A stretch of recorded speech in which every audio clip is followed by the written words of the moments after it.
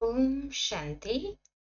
21 अप्रैल 1983 की अव्यक्तवाणी कंटिन्यू करते हैं। बाबा पक्का कराते हैं हमें कि समर्थ स्थिति का आसन जो कि है हंस आसन, वो कभी नहीं छोड़ना है। और हंस की विशेषता है निर्णय शक्ति की। निर्णय शक्ति द्वारा सदा ही मर्यादा पुरुषोत्तम स्थिति में आगे बढ़ते जाएंगे।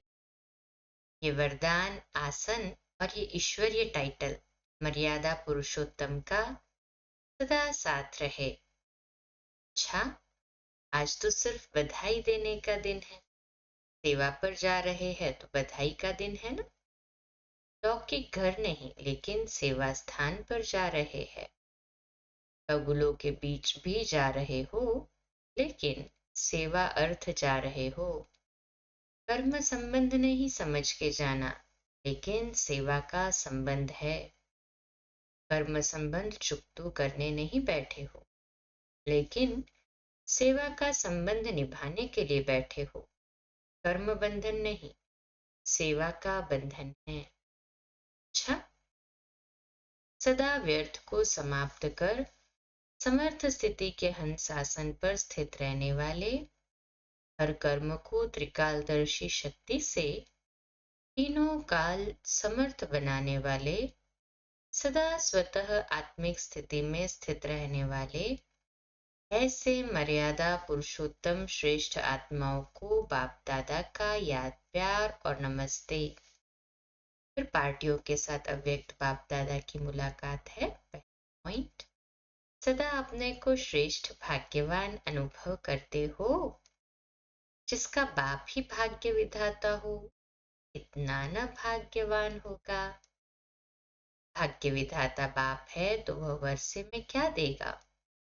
जरूर श्रेष्ठ भाग्य ही देगा ना। सदा भाग्य विधाता बाप और भाग्य दोनों ही याद रहे।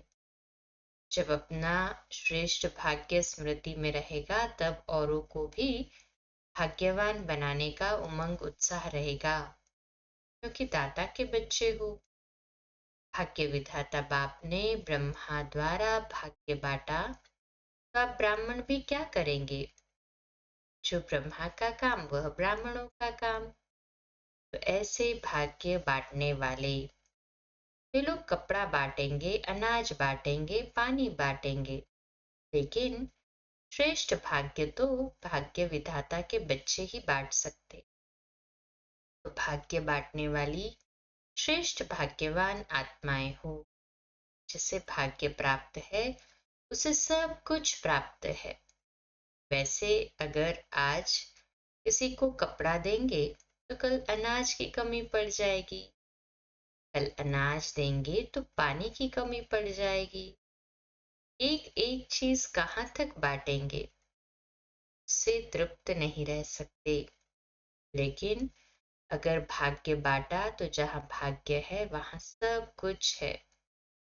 वैसे भी कोई को कुछ प्राप्त हो जाता है तो कहते हैं वहां मेरा भाग्य।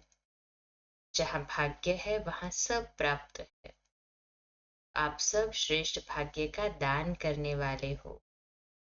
ऐसे श्रेष्ठ महादानी, श्रेष्ठ भाग्यवान, यही स्मृति सदा उड़ती कला में ले जाएगी।